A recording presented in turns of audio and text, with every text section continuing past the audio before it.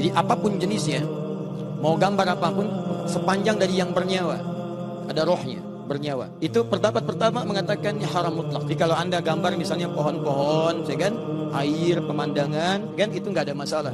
Ingat, pembahasan kita ini pada gambar yang bernyawa, bukan selain ini. Apa dalilnya? Diriwayatkan tidak main-main. Di Al-Bukhari disebutkan, di Muslim disebutkan, di Ashabus Sunan, Sunan. Hadis-hadis orang-orang yang membuat seperti ini dimirip-miripkan dengan ciptaan Allah sehingga terkesan orang lain mengaguminya dengan mengatakan mirip ya, bagus ya, seakan-akan ada ya, maka orang ini akan dipanggil di hari kiamat sebelum disiksa, kemudian diberikan oleh Allah penghinaan pada saat itu, dihinakan. Coba berikan nyawa tuh, ayo berikan nyawa, kamu pengen jadi saingan saya, ayo hidupkan, tiupkan roh kepadanya.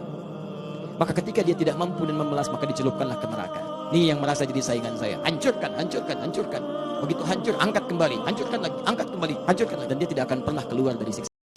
Yang 50 orang meninggal itu, ya, di Christchurch, di New Zealand, mungkin boleh jadi kembali kepada Allah sesuai ajalnya, karena dipandang bakalnya cukup. Ya sudah, kamu udah cukup dah bakalnya. Dosa udah diampuni, amalan udah banyak, pulang ayo sesuai dengan ajalnya. Ya kayak Adi Hidayat, kayak kita nih mungkin masih butuh kesempatan untuk tobat. Gitu. Dosa kamu banyak nih, kamu bukan mulia, cuman aib kamu aja saya tutup, sehingga orang gak banyak tahu. Maka coba tangisi aib-aib itu, minta ampunan sama Allah. Dikasih Ramadan masih gak mau tobat, ya dengan cara apa lagi Allah masukkan Anda ke surga?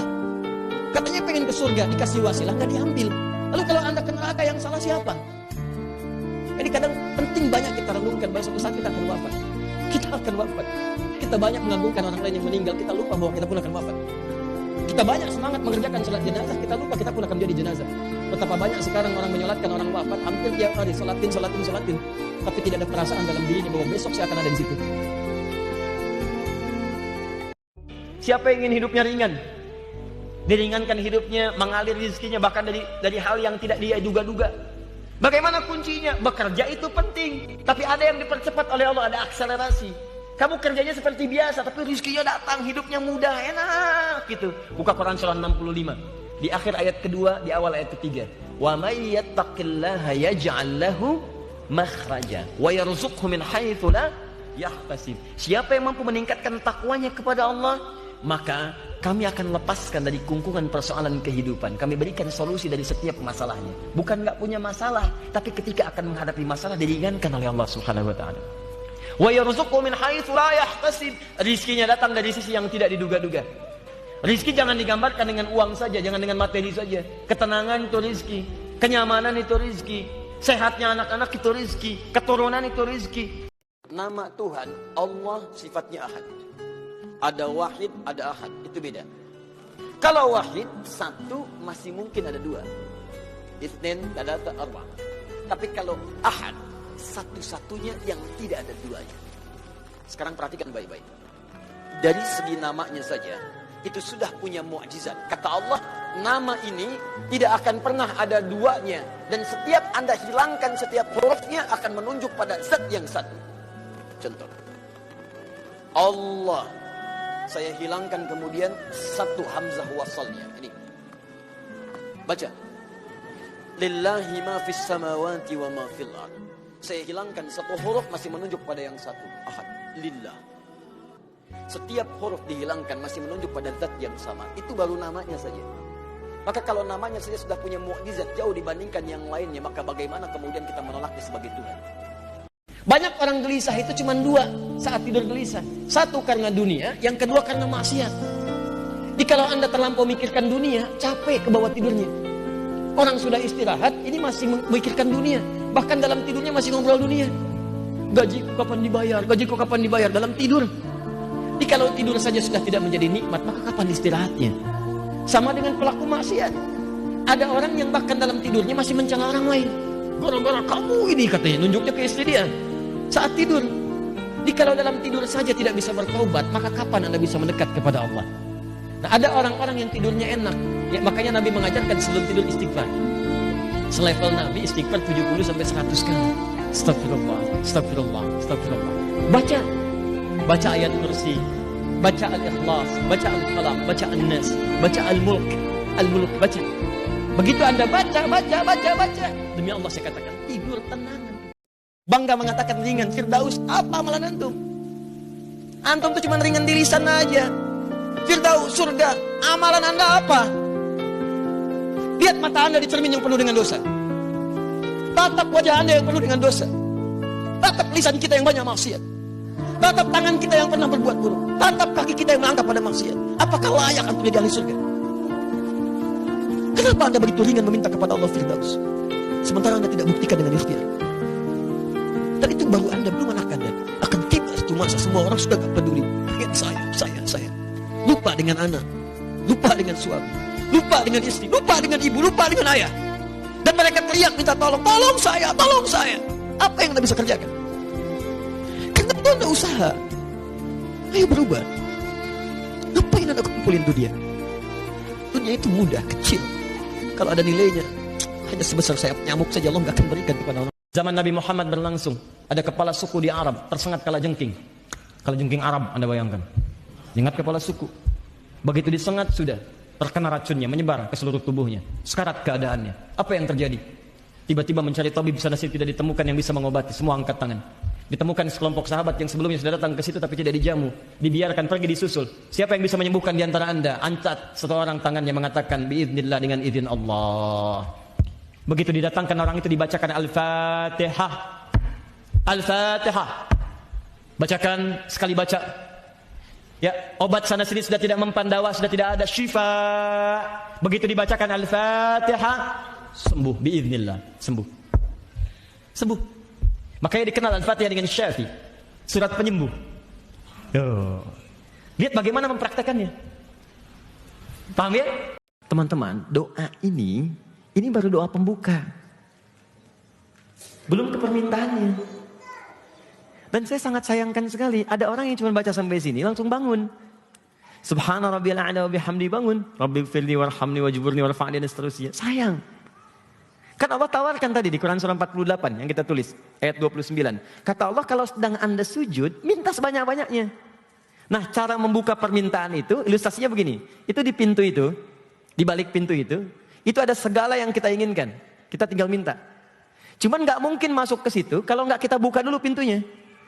Untuk membuka pintu itu, ini doanya. Subhana rabbiyal a'la. Kita buka. Setelah dibuka, jangan cuma diliatin. Tapi minta apa yang diinginkan di balik pintu itu. Nah sayangnya, ada yang sudah buka pintu, malah ditinggalkan pintunya. Jelas ya?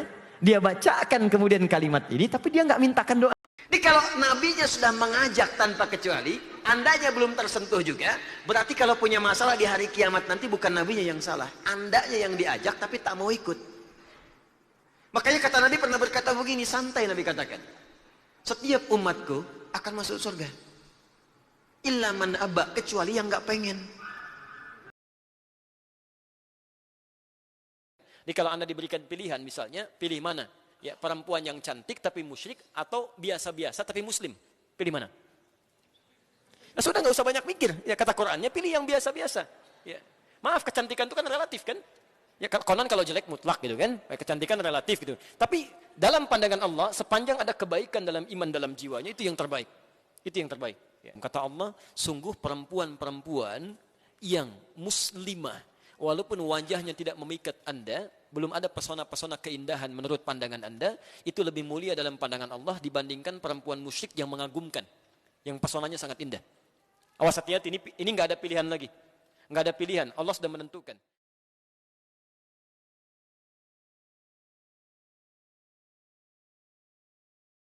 Ada 3 amalan yang saat dikerjakan oleh beliau sebelum wafat, atau beliau wafat orang lain kerjakan, maka pahalanya terus mengalir. Apa itu? Satu sedekah jariyah, perbuatan baik yang pahalanya mengalir. Almarhum sebelum misalnya wafat, tiba-tiba kemudian Masya Allah suka belikan mushaf, dikirim ke penghafal Quran, kirim. Beliaunya meninggal, mushafnya masih ada, pahala mengalir. Setiap huruf 10 orang baca, mengalir lagi. Yang paling menarik yang kedua, beliaunya sudah tidak ada, tidak mewakafkan mushaf, anaknya yang hidup mewakafkan. Sampaikan mushaf atau bacakan. Kata Imam Ahmad bin Hanbal, bacaan itu sampai, pahalanya sampai. Kata Imam Asy-Syafi'i, bacaannya tidak sampai, tapi pahala dari anak itu, kalau disebut anak yang soleh, mengalir juga untuk orang tuanya.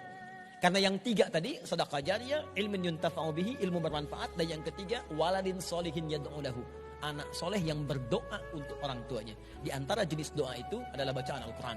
Karena doa disebut Ada namanya ulama Sayyid Sabiq Bu, punya kitab Al-Aqaid Al-Islamiyah. Beliau keluarkan hadis posisi paling kanan sebelah bawah tentang seorang sahabat Nabi ketika mau berdoa diawali dengan al-ikhlas. Dia katakan, Allahumma inni as'aluka innaka antal ahad as-samad alladzi lam yalid wa lam yulad wa lam yakul lahu kufuwan ahad. Sebentar. Allahumma inni as'aluka an taghfira li. Dia mau minta, ya Allah ampuni dosa saya, cuman diawali dengan surah Al-Ikhlas. Ya Allah, ini hadisnya sahih. Ya Allah, saya akui engkau yang ahad. Ahad, as-samad, tempat bergantung. Lam yalid wa lam yulad, tidak beranak dan tidak diperanakan. Wa lam yakul lahu kufuwan ahad, tidak ada sekutu bagimu. Kedengaran oleh Nabi. Tahu kata Nabi, "Atadri bimadza tas'al?" Tahukah engkau bagaimana engkau berdoa? Kata orang ini, Allah wa Rasulullah alam. Kata Nabi, laqad sa'alta bi asma'illahil a'zam. Engkau telah meminta dengan nama-nama Allah yang paling utama. Kalau engkau bacakan itu sebelum berdoa, maka setiap permintaan akan dikabulkan, setiap doa kemudian akan diberikan. Karena itu kita diminta 5 kali sholat dalam sehari, karena dijanjikan 5 keistimewaan.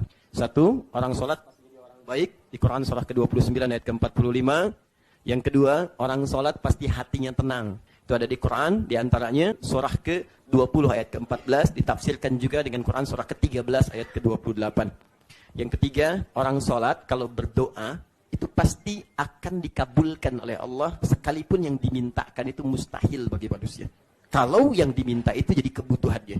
Itu ada di Quran surah ketiga ayat 38 sampai dengan 39. Kemudian yang selanjutnya Allah jamin orang sholat itu yang keempat hidupnya pasti akan mudah. Bahkan rizkinya itu mengalir tanpa dia duga. Itu ada di Quran surah ke-65 di akhir ayat kedua, di awal ayat ketiga ditafsirkan dengan Quran surah Al-Baqarah di ayat yang sama ayat 2 dan 3. Yang terakhir, orang sholat akan dijamin hidupnya sukses dan bahagia. Itu ada di Quran surah ke-23 ayat 1. Bagaimana hukumnya nangis pas sholat? Boleh? Banyak sahabat yang menangis. Ya, silakan. Banyak sahabat yang menangis dalam sholat. Tidak ada masalah. Imam-imam Masjidil Haram ketika sholat terisak. Tapi nangisnya motifnya apa? Itu dia. Yang paling aneh kan begini. Dibacakan ayat neraka biasa aja. Ayat surga malah nangis gitu kan. Nah, jadi motivasi nangis itu apa? Kalau motivasi nangis itu untuk mendapatkan kekhusyuan, ada kepasrahan, itu nggak ada masalah. Ya, bahkan memberikan kehusuan lebih pada jiwa kita. Itu sah hukumnya. Boleh.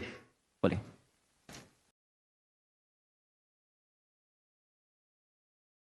Ustaz, saya tahun depan mau menikah dengan seorang akhwat. Orang tua sudah setuju, alhamdulillah. Qadar Allah beberapa hari lalu, ia memberi kabar bahwa ia sudah menerima lamaran ikhwan lain. Padahal anak sudah sabar menunggu dia selama 4 tahun. Masya Allah. Luar biasa. Saya sabar menunggu dia selama 4 tahun tanpa komunikasi. Kita sudah capek-capek hampir 2 jam mendapatkan cahaya, antum jadi meredup lagi. Beri saya nasihat Ustaz agar saya bisa melupakan dia. Yang baik akan ketemu yang baik lagi. Yang kurang baik bertemu dengan yang kurang baik lagi. Menurut Anda, dia yang terbaik untuk Anda. Menurut Allah, dia bukan yang terbaik untuk Anda. Yang untuk Anda, ada yang lebih baik lagi. Kadang jalan kehidupan yang telah Allah tetapkan bukan harus menentukan hasil sesuai dengan yang Anda inginkan. Tapi Allah menetapkan sesuai dengan apa yang Anda butuhkan. Cari, masih banyak perempuan semuka bumi. Masa tidak ada yang cocok untuk Anda? Lihat yang di Auckland nih, kita doakan sama-sama insya Allah. Ya, kita tidak tahu bagaimana kejadian-kejadian, Allah punya hikmah di dalamnya. Ya, insya Allah yang sudah wafat sesuai ajalnya, Masya Allah syahid insya Allah. Hari baik, hari Jumat, insya Allah.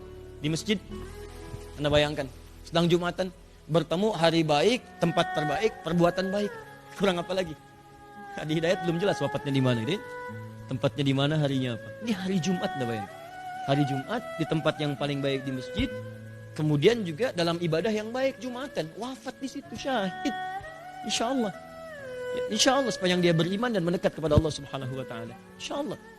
Tapi dia punya amalan itu. Bayangkan wafatnya masih punya amalan. Apa amalannya? Menghidupkan syiar Islam di lingkungan dia tinggal. Bukankah setelah mereka wafat berbondong-bondong orang mengenal Islam?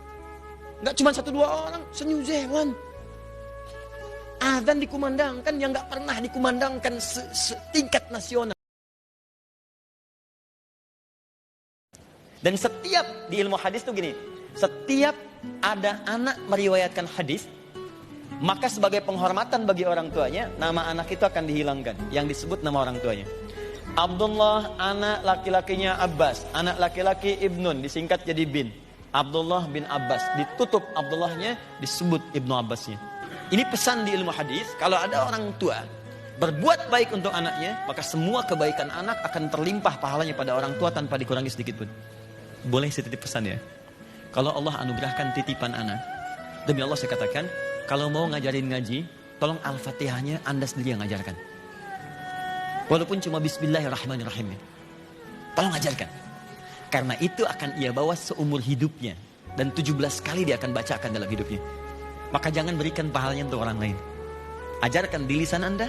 Begitu dia bisa mengucapkannya, maka semua hidupnya mengalir pahala untuk Anda. Dalilnya At-Tirmidzi nomor hadis 2910. Siapa yang baca satu huruf saja dari Al-Quran, dia akan mendapatkan 10 kebaikan setiap hurufnya. Saya tidak katakan tulisan alif lam mim itu satu huruf, bukan. Tapi setiap alifnya 10, lam 10, mim 10, walikulli harfin asyru hasanat. Dan setiap antum bacakan satu hurufnya 10 kebaikan, 10 pahala. Ustaz, tapi kan saya belum lancar. Tambahkan hadisnya, lipatkan nomor hadis 2920. Siapa yang memulai menghafal, membaca, siapa yang mulai membaca Al-Quran tidak lancar, terbata-bata bacanya, mengejaknya, falahu ajran, maka dia mendapatkan 2 kali lipat dari orang yang lancar. Terima kasih ya Allah, kalau begitu besok saya nggak lancar aja bacanya. Yang lancar diikuti oleh malaikat ma'asyaratil kirabil barara. Yang belum lancar diapresiasi karena perjuangan kesungguhannya, bacaannya dapat nilai, perjuangannya mendapatkan nilai di sisi Allah Subhanahu wa ta'ala. Usahakan setiap belajar baca doa ini. Dan saya membiasakan, ya, ibunda saya mengajarkan, saya praktekkan dan manfaatnya banyak. Ini doa Nabi kepada Ibnu Abbas supaya dipercepat dalam mengingat sesuatu dan mempercepat dalam memahami sesuatu. Allahumma, saya tidak minta untuk ikuti ya, untuk simak baik-baik. Allahumma faqihni fid din wa 'allimni at-ta'wil. Boleh ikuti. Allahumma faqihni fid din wa 'allimni ta'wil. Baik, ini doa memohon kepada Allah agar dimudahkan cepat memahami sesuatu, termasuk cepat mengingatnya, dan mudah mencerna sesuatu sekalipun itu rumit bagi sementara orang untuk dipahami. Baik ya? Bahkan mungkin tanpa sakit kita pulang. Sebagian masih sadar mungkin corona itu hadir di sekitaran kita untuk mengingatkan pula. Coba lihat, diberikan wabah seperti itu, banyak orang kehilangan pegangan, mulai ketakutan, mulai mencari Tuhan. Selama ini kemana aja? Dan kadang-kadang keterlaluan, masker diborong-borong. Dalam situasi sulit masih berbuat maksiat, keterlaluan, orang dosanya banyak gitu. Orang kesulitan harga dinaikin. Masker 25.000 ya 300.000. Orang kebanjiran pisangnya 100.000 satu. Ini susah ini, kemana domirnya? Nuraninya kemana gitu? Makanya saya sepakat, tangkap aja orang-orang begitu tuh, penimbun masker, penimbun macam-macam, dosanya banyak. Dan gak sadar itu. Tapi sisi yang lain, banyak orang ketakutan. Kelihatan ada yang takut mati, gak siap-siap, dia kemana aja selama ini. Ada yang khawatir, ada yang borong makanan sampai sana sini, ketakutan. Anda apa yang ditakutkan? Anda meninggal juga, tanpa virus pun Anda meninggal. Karena itu saya selalu nasihatkan, kalau Anda mendapatkan Ramadan, Anda jangan pernah matikan malamnya. Bangun, walaupun cuma 30 menit, 15 menit, lakukan amalan setiap malam. Dan insya Allah dengan izin Allah Subhanahu wa ta'ala, kalau tidak absen setiap malam dia, sekalipun 15 menit, 30 menit, di saya Anda dapatkan kemuliaannya. Isi dengan apa saja. Anda salat sunnah, maka nilainya selama 80 tahun tanpa henti. Tanpa henti. Itu pun kalau dihitung 1000 bulan. Kalau lebih daripada itu, Masya Allah. Saya mau tanya pada Anda, siapa yang sudah merasa cukup amalnya mengantarkan dia ke surga? Siapa yang masih merasa sedikit amalnya? Itu Masya Allah. Sudah tahu sedikit, kenapa tidak berburu juga? Maka dari itu, para sahabat, ketika mendapati waktu menjelang Ramadan, itu gembiranya luar biasa. Masya Allah, mereka sebagian sudah dijamin masuk surga, dekat dengan Nabi, dekat dengan Allah, amalan banyak dikumpulkan. Begitu mendengar Ramadan akan tiba, maka umumnya mereka akan mempersiapkan diri. Kita sahabat bukan, jauh dari Nabi, belum tentu dekat dengan Allah. Begitu mendengar Ramadan tiba, apa yang sudah kita persiapkan? Siapa yang menunjukkan pada kebaikan, tunjukkan saja. Falahu ajruhu misla ajri fa'ilihi. Dia akan dapat pahala yang sama dengan yang mengerjakannya. min ghairi an yanqusa min adhi syai, tanpa dikurangi sedikit pun, ya. Jadi kalau ibu misalnya tunjukkan kawan nih, ada taklim hari ini, si fulan yang ngasih materinya, dibuat di status di BB, ya. Itu begitu dilihat oleh orang lain, lalu dia ikut taklim, setiap orang datang taklim, ibu dapat pahalanya. Qadarullah kita ada hambatan, kita nggak bisa datang, tapi 10 orang datang, kita dapat pahala dari 10 orang itu. 10 orang itu tanpa dikurangi sedikit pun. Kalau gitu besok saya tulis status aja ya, nggak usah datang. Nah, itu pemikiran yang keliru, ya. Coba daripada menulis yang sia-sia, ya, kan bisa tuh di BB, di WhatsApp tulis waktu sholat untuk Kelapa Gading, subuh jam sekian, duhur jam sekian, asar jam sekian, sampai isya jam sekian. Masya Allah, orang lihat, ingat dia, saya belum sholat, lalu dia sholat, kita dapat pahala. Sholat, belajar sampai paham bacaan dan gerakan sholat supaya mudah ibadahnya, khusyuknya dapat. Ini kan ada sindiran di Quran, kata Allah, banyak orang sholat gak paham bacaan dan gerakan sholat. Ayo jujur, katakan pada diri sendiri, sampai sekarang malam ini berapa persen bacaan sholat yang antum pahami? Jangan-jangan anda sholat tapi gak ngerti yang dibaca, bagaimana bisa khusyuk? Ruku gak ngerti, sujud gak paham, bagaimana bisa khusyuk sholatnya? Antum minta rezeki, isa aja 4 kali, warzukni, minta rezeki. Habis sholat minta lagi, ya Allah mohon berikan aku rezeki. Yang tadi apa saat sholat? Warzukni. Ya bagaimana kita bisa mengerti apa yang diucapkan kalau kita tidak belajar? Makanya cari. Nak mengerti itu bahasanya paham, fikih. Makanya ada kitab sholat namanya fikih sholat, fikih umrah, fikih haji. Belajar sampai paham. Kadang-kadang kita kerjakan sesuatu yang kita pahami. Makanya yuk ngaji lagi, ngaji sampai paham. Enak kalau sudah begitu.